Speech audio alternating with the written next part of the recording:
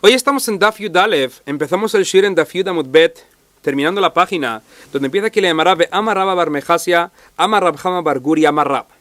Al final del Shir pasado vimos varias cosas que nos contó Rabba bar Mejasia, y aquí en este Shir seguiremos viendo otra cosa más que nos contó. Dice le llamará así: Amar Rabba bar Mejasia, Amar Rab Hama bar Guri, Amar Rab, Leolam, Ali Yeshaneh Adam beno ben abanim.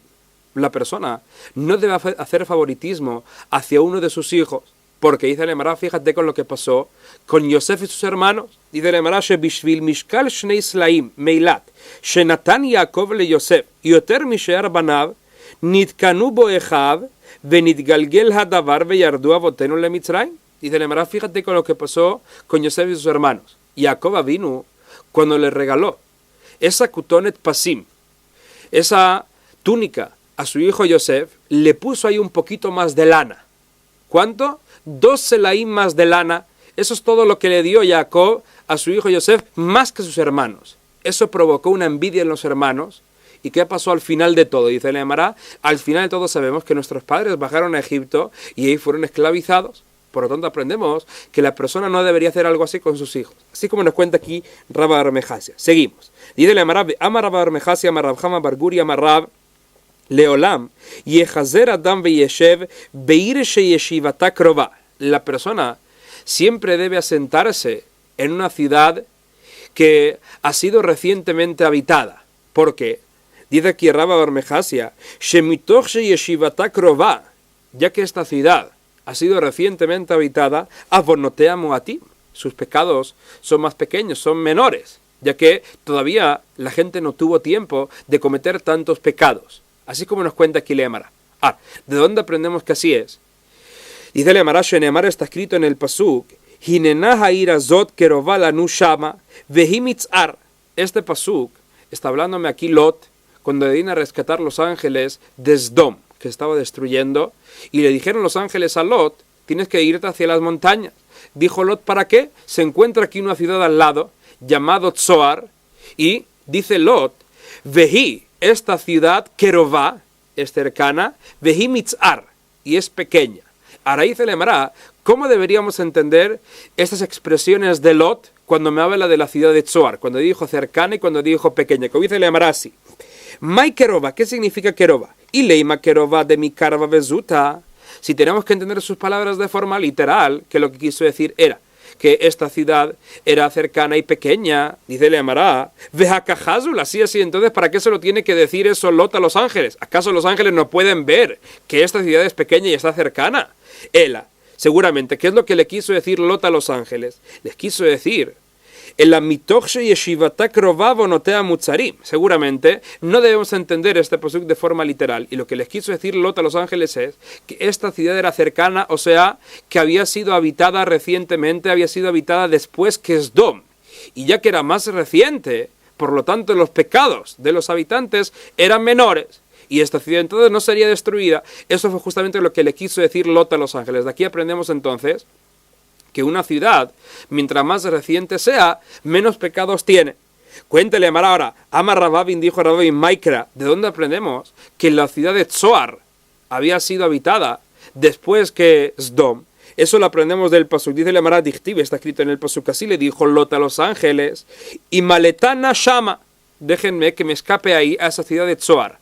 La palabra na, que está escrita en el Pasuk, dice la Emara, su valor numérico ¿cuál es? Nun Aleph, 51. De aquí aprendemos que esos eran los años que habían pasado desde que fue habitada esta ciudad de Tzoar. Como dice aquí la Emara, na begimatria nun vejad have.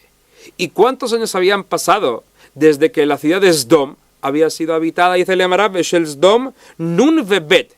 Habían pasado 52 años. Entonces, ya que habían pasado más años desde que fue habitada Sdom, por lo tanto se entiende que en la ciudad de Sdom hayan más pecados, en la ciudad de Tzoar hayan menos, y por eso justamente la ciudad de Tzoar no iba a ser destruida. Así como nos cuenta el Emara. Ahora, ¿cómo sabemos que en verdad habían pasado 52 años desde que la ciudad de Sdom fue habitada?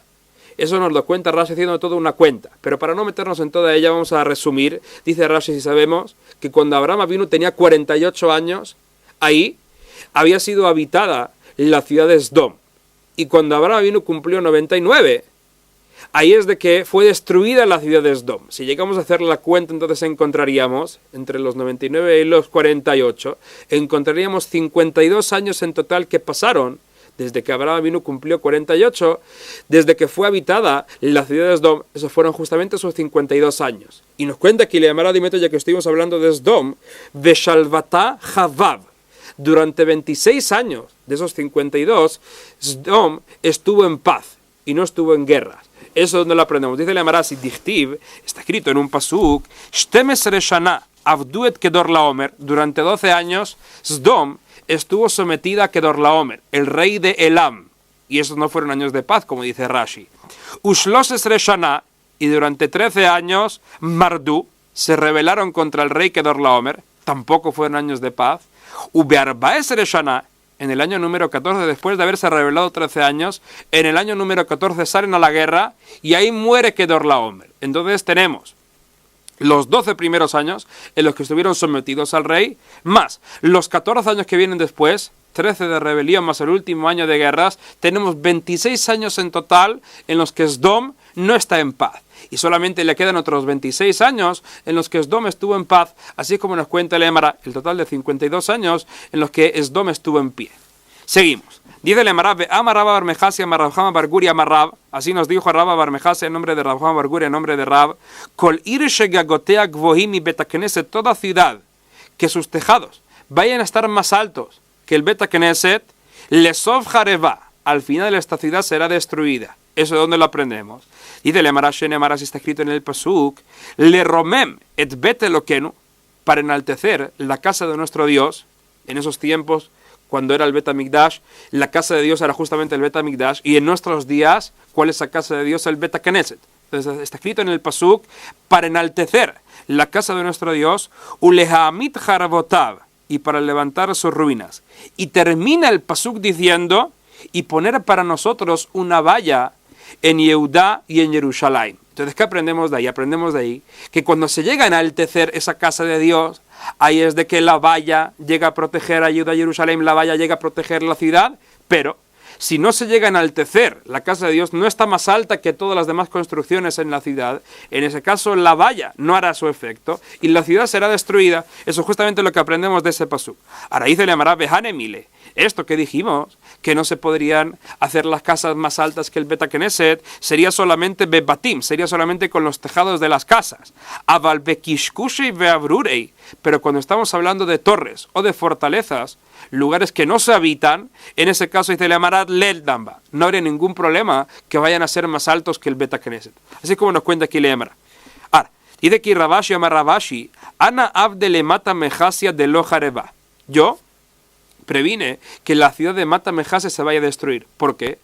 Porque así les dije a todos los habitantes que no podrían construir los tejados de las casas más altos que el Beta Knesset. Y justamente por eso la ciudad de Mata Mejase no se destruyó. Pregúntale Marad de inmediato, Bejajareba. ¿Cómo puedes decir que no se destruyó si al final de todo esa ciudad también fue destruida? Y se le llamará Meotoabon Lojareba. Por ese pecado de construir los tejados más altos que el Beta Knesset, por ese pecado no fue destruida la ciudad de Mata Mejasia. Fue por otro. Así como nos cuenta aquí le llamará. Seguimos. Dice le llamará Amar Rabba bar Mejassia, Amar Rab Chama bar Guri, Amar Rab. Así nos dijo Rabba bar Mejassia también, en nombre de Rab, que Tajat Ishmael, si a una persona no le queda otra que someterse a alguien, es mejor que se vaya a someter a un Ishmaelí, a un árabe, velot Tajat Nohri, y no a un goy, a un romano, porque esos son más malvados. Tajat Nohri, así también dice Rabba, que es mejor que vaya a someterse a un goy, velotajat Javer, y no a un Javer, uno de los pueblos de los persas, que eran más malvados todavía. Tajat Javer, así dice Lemara también, que es mejor que se vaya a someter a un Javer, velotajat Talmid Jajam, y no a un Talmid Jajam. ¿Por qué? Porque si el Talmid Jajam se llega a enfadar, lo podría castigar. Dice Lemara también, Tajat Talmid Jajam, es mejor que se someta a un Talmid Jajam, velotajat Yatom vealmaná, y no a un huérfano o a una mujer viuda, porque esos son muy propensos a llorar. Y ya sabemos que si les hacemos sufrir, a Kadosh Baruj Hu se llega a vengar y nos podría castigar. Por lo tanto, es mejor someterse a un Talmid Jajam y no a un Yatom y a un almaná. Seguimos. Dice el Emara también, ve Amar Rabba bar Mejassia, Amar Rab Chama bar Guri, Amar Rab, Kol Joli velo Joli meaim. si la persona tiene que enfermarse con una enfermedad prolongada, que se vaya a enfermar con cualquier enfermedad y no con esta enfermedad de los intestinos, que estaría sufriendo mucho. Así también dice la Gemara, kol ke'ev velo ke'ev lev, una dolencia que va y viene. Es mejor que vaya a sufrir cualquier dolencia y no la dolencia de corazón.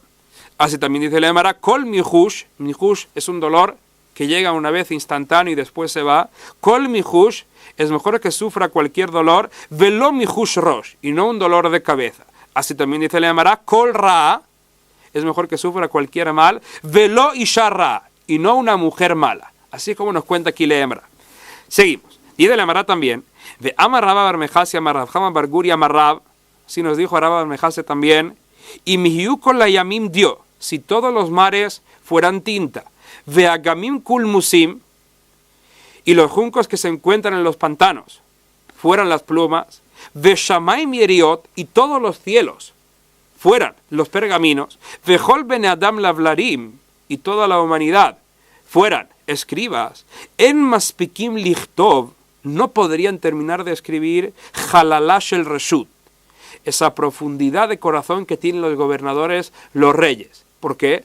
De tantas cosas que tienen que hacer. Dice la Gemara, no sabemos esa profundidad de corazón que tienen. Tantos quehaceres y tantas preocupaciones que tienen. Como dicen los comentaristas, tienen que cobrar intereses, tienen que cobrar impuestos y tienen que preocuparse de todos los estados sobre los que están gobernando. Tienen muchas cosas que hacer. Y por lo tanto no podríamos escribir todas esas cosas que tienen que hacer los reyes. Ahora dice la Gemara Maikra, ¿de dónde aprendemos que en verdad los reyes tienen justamente esa cualidad de la profundidad de corazón? Dice la Gemara, Ama Rav Mesharsha, dijo a Rav Mesharsha, está escrito en el pasuk así, Shamaim la rum, la altura de los cielos, Ve Eretz la omek, la profundidad de la tierra, Ve Lev melachim, y el corazón de los reyes, en Heker, no se sabe hasta dónde llega. De tan profundo que es, de tan alto que es, como por ejemplo el cielo, no se sabe hasta dónde llega, y entre ellos también estaba mencionado justamente el corazón del rey, que no sabemos la profundidad de su corazón, justamente por todos los quehaceres que tiene. Seguimos. Dice la Marab, Amarrab Armejasia, Amarrab Hama Barguri, Amarrab, Yafeta Anit Lejalom, que es la Neoret. Si una persona tuvo un mal sueño, dice la Marab que el Zehut del Ta'anit que vaya a hacer, si llega a ayunar, ese ayuno que vaya a hacer, es tan efectivo como el fuego para las fibras que caen cuando se está peinando el lino. Esas fibras se llegan a quemar con fuego. Entonces, de la misma forma en la que es efectivo ese fuego para quemar las fibras que salen del lino, así también sería el ta'anit para quitar esas malas partes del sueño que haya tenido la persona. Y de Lemarama, Rabjista, dijo Rabjista, ubo bayom. Para que sea efectivo el ta'anit, debe hacerse ese mismo día. De Amar Rabbi Yosef, y dijo Rabbi Yosef, afilu be Shabbat. Incluso en Shabbat también se debería hacer el ta'anit. Solamente que ya como aprendimos en el Masejet Berajot, que cuando una persona llega a ayunar en Shabbat, para expiar ese pecado que hizo de ayunar en Shabbat, debería ayunar al día siguiente, el domingo, para expiar ese ta'anit que hizo en Shabbat. Seguimos. Nos cuenta aquí le llamará que Rabbi Yoshua Brei de Ravidi, Ikla Lebei Ravashi. Una vez, Rabbi Yoshua llegó a la casa de Ravashi y Abdele Igla Tiltai, y le prepararon un becerro muy bueno. Amrulé le dijeron, Lito Marmidei, pruebe por favor un poco de este becerro que acabamos de preparar. Amarleu les dijo, Betanit Yativna, hoy estoy ayunando y no podré probarlo. Amrulé le dijeron, Velosabar le marle had de Rabiuda. ¿Acaso usted no opina como Rabiuda? De Ama Rabiuda se nos dijo Rabiuda, lo vea dam tanitou porea, que una persona puede traspasar su ta'anit a otro día y puede comer ahora. Usted también podría hacer lo mismo. Puede traspasar su ta'anit a otro día y podría probar ahora este becerro que le queremos dar para comer. Amar Lahem, ¿qué les dijo? Ta'anit halomhu. Este ayuno que estoy haciendo no es un ayuno normal y corriente, sino que es un ayuno que estoy haciendo por un mal sueño que tuve anoche. De Ama Rabba Barmejasia, Ama Rabjama Barguria. Y ya nos dijo Rabba Barmejasia en nombre de Rabjama Barguria, en nombre de Rab, que Yafeta Anit Lejalom, que es la Neoret, que es tan efectivo el tanit para el sueño, para el mal sueño que se tuvo, como el fuego para quemar esas fibras que salen del lino. Veamos Rav Hizda, dijo Rav Hizda que para que sea efectivo tiene que ser ubo bayom ese mismo día. Veamos Rav Yosef afilu be Shabbat, y dijo Rav Yosef que incluso que sea en Shabbat también se debería hacer. Entonces, ¿qué vemos? Dice Rabbi Yoshua, este tanit que estoy haciendo hoy se tiene que hacer hoy porque si no, no va a ser efectivo. Por lo tanto, no podría pasarlo a otro día, como nos dijo Rabbi Yehuda. Rabbi Yehuda estuvo hablando de un tanit normal y corriente, pero aquella que es un tanit halom se debe hacer este mismo día para que sea efectivo y por lo tanto no podría pasarlo a otro día diferente. Seguimos. Dijimos en nuestra Mishnah, Veimithilu en mafsikim. La Mishnah estuvo hablando de varias actividades que no se podrían comenzar media hora antes de Minejá. Nos dijo la Mishnah de todas formas que si la persona comenzó estas actividades antes de Minjá y después llegó el momento de rezar, no debería interrumpir esta actividad que comenzó, sino que podría acabarla, y cuando haya acabado, que ahí vaya a rezar Minjá. Eso fue lo que nos dijo la Mishnah en un principio. O sea, que según lo que se entiende al principio de la Mishnah, la persona no debería interrumpir esa actividad para rezar. Nos cuenta la Mishnah al final que Mafsikim le quería Shema, la persona debería interrumpir para recitar la quería Shema porque es una mitzvah de la Torá, pero no debería interrumpir para rezar, ya que solamente una mitzvah de Jajamim. Eso fue lo que nos dijo la Mishnah al final. Y pregúntale Mará de inmediato, Hatana le reisha en Mafsikim. ¿Para qué me tiene que decir la Mishnah al final que no se debe interrumpir para rezar? Si eso fue aparentemente lo que me dijo la Mishnah en un principio, que no se debe interrumpir la actividad para el rezo. ¿Qué contesta el Emara? Dice el Emara que Seifa Atan le divrei Torah. La última parte de la Mishnah no me estuvo hablando de esas actividades, sino que me estuvo hablando de un caso totalmente diferente. Me está hablando de una persona que se está dedicando al estudio de Torah, está estudiando ahora, y llegó el momento de rezar o llegó el momento de recitar la Shema. Entonces me dijo la Mishnah así, en un caso en el que la persona está estudiando, debería interrumpir su estudio para recitar la Shema, pero no debería interrumpir su estudio para el rezo. Así como nos contó nuestra Mishnah, como dice aquí la Mará de inmediato de Tania, como aprendimos una braita, Javerim. Esos talmidei Jajamim que estaban estudiando Torah, Shayoskim Batorah. Mafsikim le quería Shema, debería interrumpir su estudio para la quería Shema, ya que es una mitzvah de la Torah. Pero en Mafsikim le tefilá, no deberían interrumpir su estudio para la tefilá. Y sobre esto nos viene contando aquí Rabbi Yohanan, Amar Rabbi Yohanan. Lo shanu, ¿cuándo? Desde que dijimos que estos estudiosos no deben interrumpir su estudio para el rezo, dice Rabbi Yohanan Loshanu, el que gon Rabbi Shimon ben Yochai vejaverav shetoratanu manutan. Esto se dijo solamente sobre personas como Rabbi Shimon bar Yochai o sus compañeros, personas que estaban dedicadas todo el día al estudio, que su estudio era su oficio. Personas así no deben interrumpir su estudio para el rezo. Avalkegon anu, pero dice Rabbi Yohanan, personas como nosotros, mafsikim le keriache maulit fila. Nosotros deberíamos interrumpir nuestro estudio, no solamente para la quería Shema, sino también para la tefila, así como nos cuenta Rabbi Yohanan. Pregúntale Mará de inmediato, Vejatania, aprendimos una braita, que Shem she'en mafsikim le tefila, kajen mafsikim le quería Shema. Aprendimos una braita, que de la misma forma en la que no debemos interrumpir para la tefilá, tampoco se debería interrumpir para la quería Shema. Y si acabamos de decir ahora que los talmidei Jamim sí que deben interrumpir para la quería Shema, entonces, ¿a quién se dirige la braita cuando nos dijo que hay personas que no deben interrumpir ni siquiera para la quería Shema? Dice el Emara, la braita está dirigiendo a un grupo de personas que está reunida para fijar un año embolismal. Sabemos que cuando se cumplen varias condiciones, el Bedín puede decretar y puede añadir un mes al año para que sea una Shana Meuberet, para que sea un año embolismal. Para eso deben reunirse de antemano y decidir si se cumplieron esas condiciones o no. Entonces, cuando estas personas están reunidas, nos dijo la braita, ellas no deberían interrumpir esta reunión ni siquiera para recitar la quería Shema. No solamente que no deben interrumpirla para la tefilá, sino que ni siquiera deberían hacerlo para la tefilá. Pero, cuando estamos hablando de un talmid jajam que está estudiando Torah, como Rabbi Shimon bar Yochai o sus compañeros, ellos sí que deberían interrumpir para la quería Shema, aunque no lo deban hacer para la tefilá. Eso fue justamente lo que nos viene contando aquí la Emara. Ahora nos cuenta aquí la Emara de inmediato cómo sabemos que cuando están reunidos hasta el talmidei Jajamim, fijando esta Shana Meuberet y viendo si se cumplen las condiciones o no, cómo sabemos que ellos no deben interrumpir su reunión, ni siquiera para la quería Shema. Dice la Emara de Amar Rabada Baraba. Así nos dijo Rabada Baraba Vejentanu, sabe de Agrunia, así también nos enseñaron los ancianos de Agrunia, que así dijo Amar Rabbi Lazar para Tzadok, así dijo Rabbi Lazar para Tzadok, que Sheainu Oskim Beibura Shana Beyavne, cuando estábamos sentados en Yavne, reunidos para ver si este año tiene que ser un año embolismal o no, los hainu mafsikim, no interrumpíamos esa reunión, lo le quería chema velo le tefilá. No lo interrumpíamos ni para la quería chema ni para la tefilá. Veíamos entonces que justamente cuando hay una reunión así, no se debería interrumpir ni siquiera para la quería chema. Así como nos cuenta aquí la Gemara. Seguimos ahora con la próxima Mishnah. En esta Mishnah estaremos viendo varios decretos que fueron impuestos por Jajamim para prevenir que la persona vaya a pecar por error en Shabbat. Y dice la Mishnah así: Lo yetzeh hayat bemanjato, samuch lecha shecha, shema ishkach veyetze.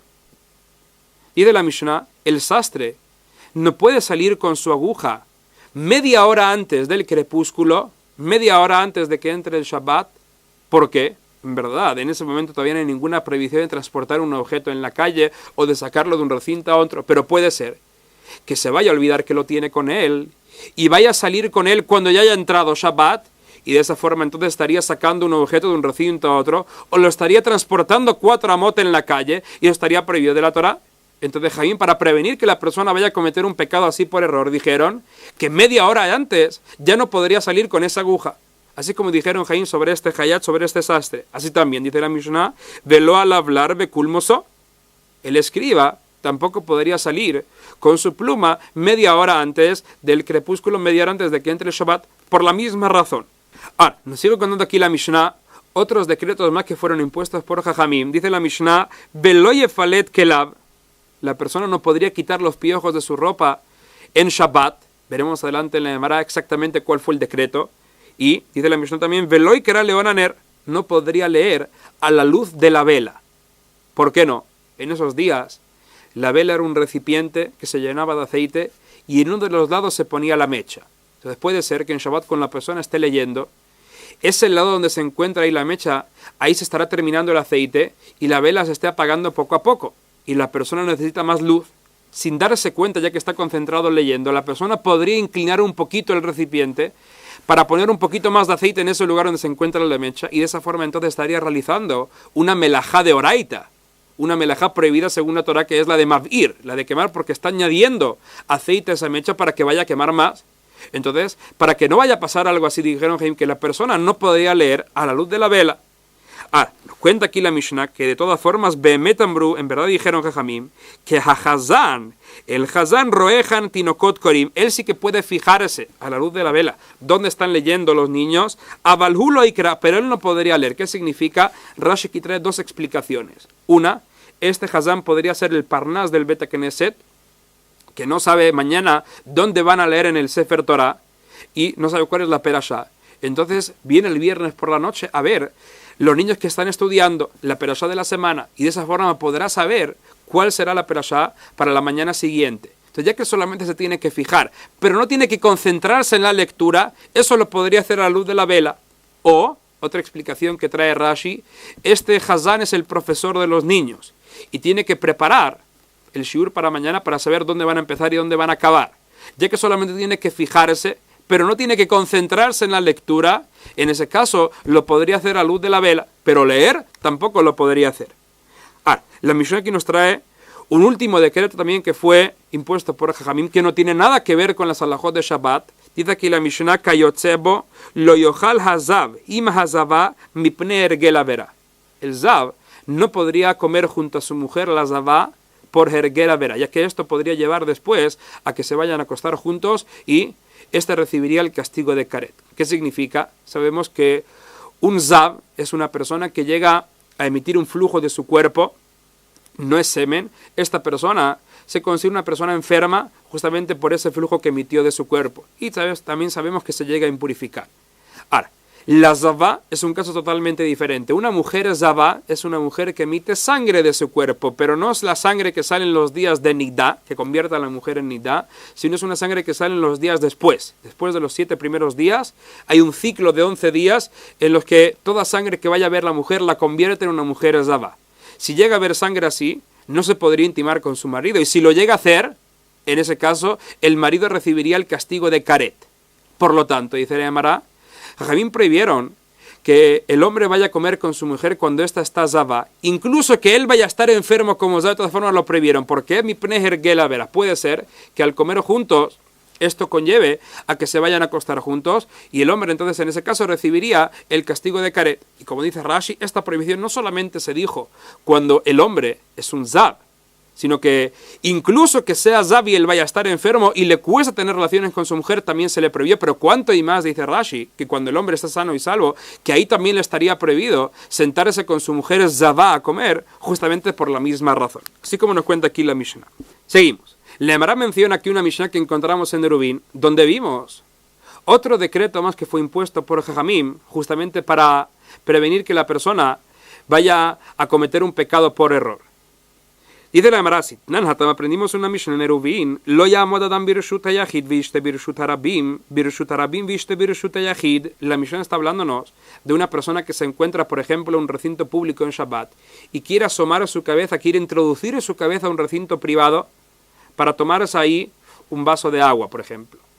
¿Eso estaría permitido o no? En verdad, no debería haber ningún problema, porque la persona no va a sacar ese vaso de agua del recinto privado hacia el recinto público donde se encuentra. Eso no es lo que va a hacer, sino que él quiere introducir su cabeza al mismo recinto donde se encuentra el vaso para bebérselo ahí. De todas formas, Jaime lo prohibieron. ¿Por qué? Dijeron, Jaime, puede ser que la persona se vaya a despistar, se vaya a olvidar, tome el vaso con sus manos, lo saque de ese recinto privado al recinto público donde se encuentra, y de esa forma estaría realizando una melajá prohibida de la Torah, meleje totzá. Por eso Jaim prohibieron hacer algo así. Y no solamente lo prohibieron cuando la persona se encuentra en un recinto público y quiere introducir su cabeza en un recinto privado, sino que en un caso opuesto también estaría prohibido. Porque ya sabemos que la prohibición de Otzá se dijo con esos dos recintos, de un recinto privado a uno público, o viceversa. Así como nos cuenta ahí la Mishnah.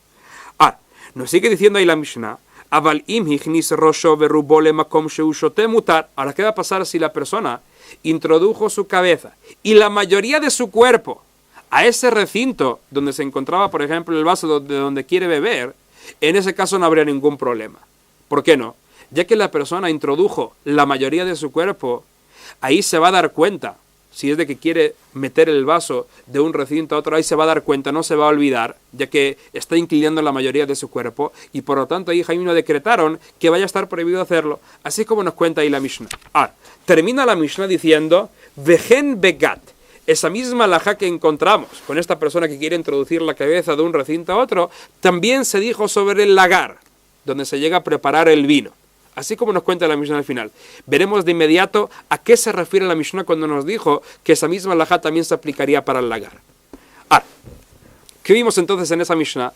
En esa Mishnah encontramos que todo este decreto de Jaim se limita solamente a los recintos incluidos en la prohibición de la Torah. ¿Cuáles son? Recinto privado y recinto público. Son los recintos que encontramos para las prohibiciones de Shabbat. ¿Qué va a pasar? Y eso es lo que la Gemara viene preguntando sobre el Carmelit. Este recinto que fue establecido por Jaim, que vaya a quedar incluido también en las prohibiciones de Shabbat, y que esté prohibido sacar de un recinto privado, por ejemplo, de un recinto público hacia un carmelito o viceversa. ¿Qué pasaría con este carmelit? Si una persona, por ejemplo, se encuentra en un recinto público y quiere introducir su cabeza a un carmelit para beber ahí, en este caso, Jaim también llegan a imponer este mismo decreto, que esté prohibido hacerlo o no. Como pregunta aquí Lemara y Valle, lo así preguntaron, Carmelit Mai, Amara Valle, que dijo a Valle, Jiji, esa misma prohibición, ese mismo decreto que impusieron Jaim sobre los recintos incluidos en la prohibición de Shabbat, también fue impuesto sobre este recinto que fue establecido por Jaim, el Carmelit. Eso fue lo que opinó Valle, pero Raba Marraba dijo que no. Raba Marraba dijo, Higufa Gezerá, dice Raba, toda la prohibición que hay de sacar un objeto de un recinto de la Torah a un carmelit o viceversa, dice Raba, fue solamente una prohibición de Jaim por un temor que tuvieron. Dice Raba, esto ya fue un primer decreto. Ahora, si prohíbes que la persona introduzca su cabeza por temor a que vaya a sacar ese vaso de un recinto a otro, y estamos hablando de un carmelit, este sería ya un segundo decreto que se llega a imponer sobre un primero, que ya teníamos, de sacar de un carmelit a un recinto prohibido de la Torah.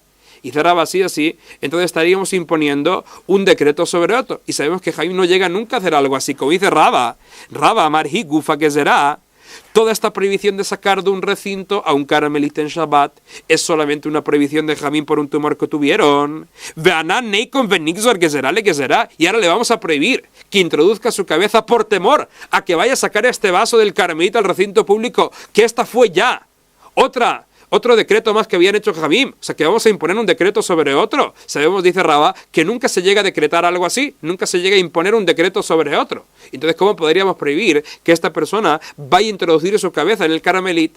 Esto fue lo que dijo Rabá. ¿Y qué diría Abaye sobre eso? Como dicen los comentaristas, dice Abaye que cuando estamos hablando de una melajá tan frecuente como la meleje totzaá en Shabbat, aquí Jamim tuvieron que ser más severos con la halajá y por lo tanto sí que impusieron un decreto sobre otro, aunque normalmente no se llega a hacer. Esta sería la opinión de Abaye. Ahora, nos cuenta que Abaye de inmediato amar a Abaye, miná minela, ¿de dónde aprendo yo que esta misma prohibición que se dijo sobre introducir la cabeza a un recinto privado, a un recinto público, también se dijo cuando estamos hablando de un carmelit? Dice Abaye, eso lo aprendo justamente de la misma Mishnah. ¿Qué estaba escrito al final de la Mishnah? Vejen begat. Esa misma prohibición que encontramos con el Reshut Arabim o Reshut Yahid, también se dijo sobre el lagar, así como nos dijo la Mishnah al final. Como dice que le llamará, de Katan en Vejen Begat. Ahora dice Abaye de inmediato, my gat. Este gat, este lagar, ¿qué se considera? ¿Un recinto privado o un recinto público? Dice Abaye así. Y Reshut Yahid, si este lagar se considera un Reshut Yahid, un recinto privado, y la Mishnah me prohibió introducir la cabeza a ese lagar, dice Abaye, ¿para qué me lo tiene que decir la Mishnah? Eso ya me lo dijo en un principio, que la persona no puede encontrarse en un Reshut Arabim e introducir su cabeza a un Reshut Yahid. Entonces, si ya me lo dijo la Mishnah en un principio, ¿para qué me lo tiene que repetir con un lagar que también se considera Reshut Yahid? Y Reshut Arabim, y si el lagar se considera un Reshut Arabim, Tanina, eso también me lo dijo la Mishnah anteriormente, que estaría prohibido introducir la cabeza a un Reshut Arabim, el alaba. Entonces, seguramente, dice Abaye, este gat que fue mencionado al final de la Mishnah, este lagar, seguramente que se considera, a efectos de Shabbat, se considera un carmelit, por el tamaño que tiene. Y si es así, entonces, dice Abaye, ¿qué fue lo que nos quiso decir la Mishnah al final? Que estaría prohibido que la persona se encuentre en un recinto y vaya a introducir su cabeza en un carmelit, en este lagar. Vemos entonces, dice Abaye de la Mishnah, que también en un caso así fue impuesto este decreto de Jajamim, como dice aquí le llamará el alav carmelit. Esta es la prueba de Abaye. Raba, ¿qué diría sobre eso? Dice Raba, no. Cuando está escrito en la Mishnah Vejen Begat, la Mishnah nunca me vino a añadir un caso más del carmelit sobre esta halajá de Shabbat, sino que la Mishnah me vino a añadir un caso adicional en el que se parece el lagar a los casos que habíamos mencionado antes de Shabbat, pero para una halajá totalmente diferente. Como dice aquí le llamaré de inmediato, Raba Amar, Vejen Begat Leinian Maaser. Lo que nos dijo la Mishnah al final, que lo mismo se aplicaría para el lagar, no fue a efectos de Shabbat, sino que fue a efectos de Terumá y Maaser. ¿Qué significa? Dice Raba así. En un principio, la Mishnah me estuvo hablando de las leyes de Shabbat y me dijo que si una persona se encuentra en un recinto público, no podría introducir su cabeza en un recinto privado o viceversa. Pero ¿qué me dijo la Mishnah después? Si la persona llega a introducir la mayoría de su cuerpo, en ese caso podría de esa forma beber en el otro recinto. Eso fue lo que nos dijo la Mishnah. Ahora, ¿qué me dijo la Mishnah después? Vejen begat. Lo mismo también se aplicaría en el caso del lagar. O sea, nos quiso decir la Mishnah que cuando estamos hablando de un lagar y la persona llega a introducir la mayoría de su cuerpo para beber ahí, al lado del lagar, lo podría hacer sin tener que separar las terumot y masrot. ¿Y qué es lo que nos viene a hacer la Mishnah con eso? Al estar hablándonos de terumá y maser, sabemos que normalmente, cuando la persona llega a cosechar su campo, llega a recolectar los frutos de su campo, hay un momento en el que debe separar las terumot y masrot, y no podría comerse el producto antes de haber separado las terumot y masrot. ¿Y cuándo llega ese momento? Cuando se hayan finalizado todos sus trabajos. En el caso, por ejemplo, de la uva sería cuando se haya hecho vino. Ahora, ¿qué va a pasar con esta persona que se encuentra en el lagar y quiere tomar un poquito de este vino? ¿Debería separar de este vino las terumot y masrot o no? Este vino, ya que todavía no llegó al pozo, se encuentra en el lagar y todavía no llegó al pozo, se considera que lo nigmar melachto. Todavía no se terminaron todos sus procesos. Por lo tanto, según la Torá, no deberíamos separar de él las terumot y masrot para poder tomarlo. De todas formas, Jajamim dijeron que si una persona quiere beberse este vino de una forma keva, de una forma fija, o sea, quiere sentarse a tomárselo, en ese caso debe separar las terumot y masrot. Pero Si se lo va a beber solamente de una forma aray, provisional, temporal, o sea que se va a asomar un poquito y de esa forma quiere tomarse el vino mientras que sigue trabajando, en ese caso no debe separar las terumot y masrot. Eso fue justamente lo que nos quiso decir la Mishnah. Nos dijo la Mishnah que cuando la persona se encuentra en el lagar y llega a asomar su cuerpo para beber ahí junto al lagar, esta se considera una bebida provisional, temporal, una shtiat aray que hace la persona y por lo tanto no debería separar las terumot y masrot, pero si ya no está junto al lagar, porque no asomó su cuerpo, en ese caso debería separar las terumot y masrot antes de beberse este vaso de vino. Eso fue justamente, dice Rabba, lo que nos quiso enseñar la Mishnah. Y como nos cuenta aquí en la Gemara de inmediato de Tnan, así aprendimos una Mishnah, Shotim alagat, así dijo Rabbi Meir, que una persona podría beber, podría tomarse un vaso de vino junto al lagar, ben al jamim, ben al atzonen, aunque haya diluido este vino con agua caliente, con agua fría, aunque haya diluido el vino, se podría considerar esto como una shtiat keva, como una bebida ya fija, porque eso es lo que normalmente hace la persona cuando se encuentra en la casa. De todas formas, ya que se encuentra junto al lagar, se considera una shtiat aray u patur, y quedaría exento, no debería separar las terumot y masrot. Esto fue Divrei Rabbi Meir, la opinión de Rabbi Meir. Rabbi Elazar bar Rabbi Tzadok mechayev. Rabbi Elazar bar Rabbi Tzadok dijo que no, ya que la persona diluyó el vino con agua, en ese caso se considera una shtiat keva, y por lo tanto debería separar las terumot y masrot. Veja y Omrim, ¿y qué dijeron Jajamim? Al Jajamim, si la persona diluyó el vino con agua caliente, ya que ahora no puede volver a tirar este vino al pozo si le sobra algo porque ya lo diluyó con agua caliente, en ese caso Hayab, en ese caso se considera esto una shtiat keva, una bebida fija, y por lo tanto debería separar las terumot y masrot antes de bebérselo. Pero al atzonen, pero si diluyó el vino con agua fría, en ese caso patur, no debería separar las terumot y masrot. ¿Por qué? Dice Jajamim, mipnei shu machzir et hamotar, ya que podría tirar de vuelta lo que le haya sobrado del vino, ya que fue diluido con agua fría, y no llegaría a estropear el vino que está en el pozo. Esta bebida entonces se considera una bebida provisional, mientras que va trabajando, y por lo tanto no debería separar las terumot y masrot antes de beberse este vino que se encuentra en el vaso, así como nos cuentan aquí Jajamim en la Mishnah. De todas formas, así quiso explicar Rabba lo que estaba escrito en la Mishnah. Cuando la Mishnah nos dijo Vejen Begat, no nos vino a enseñar otra halajá más sobre las leyes del Shabbat, Carmelit, como dijo Abaye, sino que nos estuvo hablando de las terumot y masrot y nos dijo que cuando la persona está bebiendo el vino junto al lagar, se considera esta una bebida provisional aray, y por lo tanto la persona podría beberlo, el vino, sin tener que separar las terumot y masrot, así como nos cuenta aquí la Gemara. Seguimos. Ya que estuvimos viendo esta discusión que hubo entre Abaye y Rabba, si Jajamim imponen un decreto sobre otro, cuando estamos hablando de esta melajá de Hotzaen Shabbat, que según Abaye, Jajamim llegan a imponer un decreto sobre otro, y según Rabba no, la Gemara intenta traer varias pruebas, y la primera sería de nuestra Mishnah a favor de una de estas dos opiniones. Y dice la Gemara así: Nan, aprendimos en nuestra Mishnah, lo yetzeh hayat bemachato samuch lechashecha shema yishkach veyetzeh. ¿Qué nos dijo nuestra Mishnah? Que el sastre no podría salir con la aguja media hora antes del Shabbat, del crepúsculo. ¿Por qué? Este fue un temor de Jajamim, porque puede ser que vaya a salir cuando ya haya empezado el Shabbat, y de esta forma estaría realizando una melajá prohibida de la Torah. Ese fue el decreto que encontramos en nuestra Mishnah. Ahora dice la Gemara Mailav, seguramente, este caso mencionado en la Mishnah, ¿cuál fue? Dice la Gemara Mailav de Tjubalo bebigdo. Seguramente estuvo hablando en la Mishnah de un sastre que quiere salir con esta aguja clavada en su ropa. Y me dijo la Mishnah que no lo podría hacer antes de Shabbat. Vemos entonces, dice la Gemara, de este caso de la Mishnah, que Jajamim sí que llegan a imponer un decreto sobre otro. ¿Por qué? Como explican aquí los comentaristas, sabemos que la prohibición de sacar un objeto en Shabbat de un recinto a otro se dijo solamente cuando es una otzá que derech shebnei adam regilim lotzi, como la gente normalmente llega a sacar. O sea, si la gente normalmente saca un objeto con la mano, entonces al sacarlo con la mano la persona sería hayab, por haber realizado una melajá de otzá, pero si lo llega a sacar de otra forma, según la Torah, la persona sería patur. La aguja normalmente se saca con la mano. Entonces, si la persona la llega a sacar en Shabbat, clavada en la ropa, según la Torah no habría ninguna prohibición. De todas formas, Jajamim lo prohibieron. Ahora que nos dijo la Mishnah que el hayat, el sastre, no podría salir de esta forma antes de Shabbat con la aguja clavada en la ropa, porque puede ser que lo vaya a hacer en Shabbat. Dice la Gemara que vemos de aquí. Aquí vemos un decreto sobre otro. Un decreto que no salga antes de Shabbat con la aguja de esta forma no sea que en Shabbat vaya a hacerlo así. Pero en Shabbat también, en verdad, si lo llega a hacer sería solamente una prohibición de Jamim. Vemos entonces de aquí, de Lemara una prueba a favor de Abaye, que Jamim, cuando estuvieron hablando de esta melajá de Hotzá, sí que impusieron un decreto sobre otro.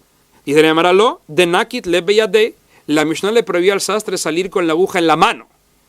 Y dijo la Mishnah que está prohibido que salgas antes de Shabbat con la aguja en la mano, porque si lo llegas a hacer en Shabbat estarías incumpliendo una prohibición de la Torá. Por lo tanto, encontramos un solo decreto de la Mishnah y no hay ninguna prueba de aquí a favor de la opinión de Abaye. Así como contesta aquí Lemara. Y dice Lemara, bueno, te traigo ahora una prueba de una breita que encontramos. ¿Qué estaba escrito en la breita? Dice la breita así. El sastre no podría salir con una aguja que esté clavada en su prenda. Así como nos dice la braita. Dice Lemara, seguramente Mailav be'erev Shabbat. Seguramente la braita le prohibió que salga el sastre de esta forma víspera de Shabbat.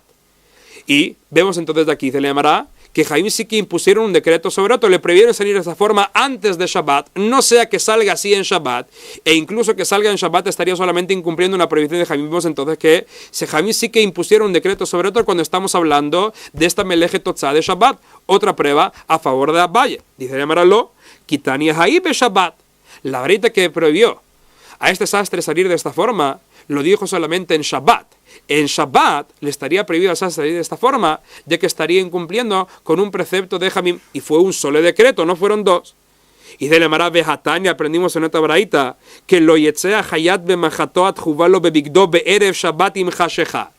Y de Lemara, bueno, ¿y qué me dirás de esta braita?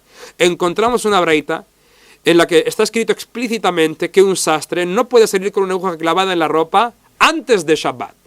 Aquí vemos, dice Lemara, que Jamim sí que impusieron un decreto sobre otro, le está prohibido salir de esta forma antes de Shabbat, ¿y cómo? Con la aguja clavada. ¿Qué me dirías sobre esa braita? Dice Lemara, no, de esta braita tampoco hay ninguna prueba a favor de Abaye. ¿Por qué? Hamanei, esta braita según quién va, dice Lemara, Hamanei Rabiuda, y esta braita va según la opinión de Rabiuda. ¿Qué dice Lemara? De Amar, así nos dijo Rabiuda, Uman dere humanuto hayab. Dijo Rabiuda que si la persona sacó este objeto, como lo suelen hacer los compañeros de su misma profesión, en ese caso sería hayab. O sea, por ejemplo, en el caso de la aguja, la gente normalmente, ¿cómo llega a sacar la aguja? Con la mano. Pero el sastre, hay veces que se llega a clavar justamente la aguja en la ropa para promocionarse, para que la gente vea que es un sastre y le vayan a contratar para hacer algún trabajo. Entonces dice Rabiuda, si el sastre en Shabbat llega a sacar la aguja de esta forma, clavada en la ropa, aunque la mayoría de la gente no la saque así, de todas formas, ya que el sastre lo llega a sacar de esta forma de vez en cuando, y la gente de su profesión también lo hace, si él llega a sacar la aguja de esta forma en Shabbat, sería hayab de oraita, de la Torá, estaría incumpliendo una prohibición. Por lo tanto, dice la Emara, lo que encontramos en la braita, la prohibición de que el sastre salga antes de Shabbat con la aguja clavada en la ropa, no es un decreto sobre otro, es un solo decreto. ¿El decreto cuál fue? Que el sastre vaya a salir así en Shabbat y vaya a incumplir una mitzvah de la Torá. Por lo tanto, de aquí no tenemos ninguna prueba a favor de esta opinión de Abaye, así como nos cuenta aquí la Emara. Ahora, ¿dónde encontramos esta opinión de Rabiuda? Que cuando el profesional llega a sacar este objeto en Shabbat como sus compañeros lo hacen, en ese caso sería hayab, aunque la mayoría de la gente no lo llega a sacar de esta forma. Y de Lemara, si de Tania, si aprendimos una braita, lo yetzea hayat bemachatoat juvalo bebigdo, dice la braita que en Shabbat el sastre no podría salir con la aguja clavada en su ropa. Velonagar bekeisam shebeosno, el carpintero no podría salir con su regla en la oreja. La regla que usaba para medir no podría salir así en Shabbat, porque estaría sacando un objeto de un recinto a otro. Velo sorek bemeshija, el sorek era la persona que se dedicaba a peinar bien los pelos de la ropa y necesitaba una cuerdecita para levantarlos bien o para atar bien las prendas. Entonces, él, para promocionarse, ¿qué hacía? Salía con un trocito de cuerda a la calle. De esa forma la gente lo identificaba como el sorek. Él tampoco podría salir, dice la braita, con esta cuerdecita en su oreja en Shabbat. Velo sorek bemeshija shebeosno. Velo gardí, el gardí era el tejedor. Dice la Emara, velo gardí beirá shebeosno. ¿Qué significa irá? Como dice Rashi, para poder facilitar ese trabajo del tejedor, tenían varias cuerdas que estaban a lo ancho y tenían que pasar entonces unas cuerdas a lo largo. ¿Y qué hacían entonces? Ponían el ovillo dentro de un trozo de madera, dentro de un tubo de madera que estaba hueco, tapaban el tubo de madera con un poquito de algodón otra cosa diferente. Eso es justamente el irá que menciona aquí la Gemara, ese tapón que se ponían para promocionarse. Y de esta forma iban pasando el tubo por las cuerdas que iban a lo ancho. Y de esa forma iban tejiendo. Entonces, ¿qué? Dice la Braita que este tejedor no puede salir con ese tapón a la calle para promocionarse porque también estaría sacando un objeto de un recinto a otro. Velotzava bedugmashe betzavaro. El que teñía los trozos de lana, él salía también con trocitos de lana pintados a la calle, teñidos a la calle, para que la gente vea qué tipo de colores podría hacer. Entonces, ese tampoco podría salir con estos trozos de lana en su cuello a la calle en Shabbat. Velo shulhani bedinar shebeozno, y el cambista no podía salir con un dinar, una moneda en su oreja. ¿Por qué? Justamente porque todos ellos, ya que los profesionales lo llegan a hacer de esa forma, para promocionarse, aunque la mayoría de la gente no salga con esos objetos así, de todas formas, Jajamim lo prohibieron. Veimiatza. Ahora, de todas formas, si la persona fue y sacó así un objeto en Shabbat, patur avalasur dibre Rabbi Meir. Si la persona de todas formas lo hizo en Shabbat, sería patur. Pero de todas formas, le catjila a priori no lo podría hacer. Esta fue la opinión de Rabbi Meir. O sea que según Rabbi Meir, si el profesional llega a sacar el objeto de esta forma, en ese caso estaría patur. Pero Rabbi Yehuda Omer, que nos dijo Rabbi Yehuda, Uman, derech, humanuto hayab, ushear kol adam patur. El profesional si lo llega a sacar de esta forma, hayab, ¿por qué? Porque sus compañeros también lo llegan a sacar así. Los compañeros lo sacan así, él cuando lo saca de esta forma, como por ejemplo la moneda en la oreja, sería hayab. Pero todos los demás, la gente normal y corriente, ya que no saca una moneda en la oreja, si lo llega a hacer de esta forma en Shabbat sería patur. Esta fue entonces la opinión de Rabbi Yehuda. De aquí vemos entonces que según Rabbi Yehuda, cuando el profesional llega a sacar un objeto de esta forma, aunque la mayoría de la gente no lo saca, sí sería hayab. Por lo tanto, volviendo a la breita que trajimos antes, esta breita que le prohibía al sastre salir con la aguja en la víspera de Shabbat, en verdad, no podemos aprender de aquí que fue porque Jajamim pusieron un decreto sobre otro, porque en verdad había un solo decreto. ¿Cuál fue? Que el sastre vaya a salir así en Shabbat. Porque si llega a salir así en Shabbat, según la opinión de Rabbi Yehuda, sería hayab de oraita. Por lo tanto, prohibirle que salga antes de Shabbat sería imponer un solo decreto sobre él y no dos. Y por lo tanto no pudimos traer de aquí ninguna prueba a favor de la opinión de Abaye. Así como nos cuenta aquí la Gemara. En el shiur que viene seguiremos viendo esas opiniones de Rabbi Yehuda y Rabbi Meir sobre este humano, este profesional que sale con un objeto a la calle en Shabbat. Y veremos varias alajot que se derivan justamente de esa discusión que hubo entre ellos. Hasta aquí llegamos hoy.